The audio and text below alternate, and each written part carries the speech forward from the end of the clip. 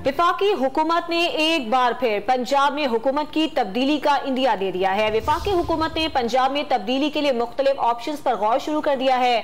वजीर दिफा ख्वाजा आसिफ ने डॉन न्यूज के एंकर आदिल शाहजेब से खुसूसी गुफ्तगू करते हुए इस बात की तस्दीक की है कि वफाक के पास पंजाब हुकूमत तब्दील करने का ऑप्शन मौजूद है।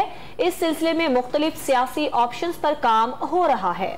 दुरुस्त वक्त पर इस ऑप्शन को जरूर इस्तेमाल किया जाएगा। क्या पंजाब हुकूमत गिराने से नया सियासी बहरान जन्म ले सकता है? आदिल शाहजेब के सवाल पर ख्वाजा आसिफ ने कहा कि पंजाब हुकूमत गिराने से सियासी बहरान जन्म नहीं लेगा, बल्कि मुल्क में सियासी इस्तेहकाम आएगा, क्योंकि पंजाब और KPK से बार बार इस्लामाबाद पर हमले की धमकियां दी जा रही हैं।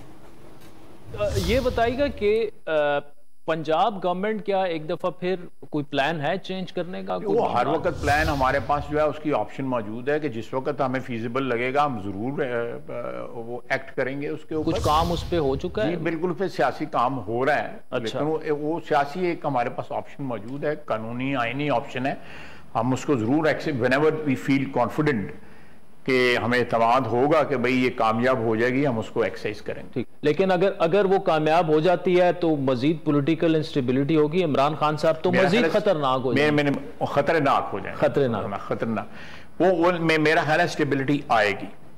ये बार बार जो धमकी दी जा रही है कि हम पंजाब और KP की तरह से इस्लामाबाद में हमला कर देंगे और हम जो है वो 25 मील की हुकूमत है, तो ये चीजें जो हैं ये ज़माने में पनपने वाली बातें नहीं हैं जो हो रही हैं। और ये चीज़ें जो है लॉन्ग लास्ट नहीं करती। ये चीज़ें जो है अल्टीमेटली बल्कि बाउंस बैक करती हैं, रिएक्ट करती हैं।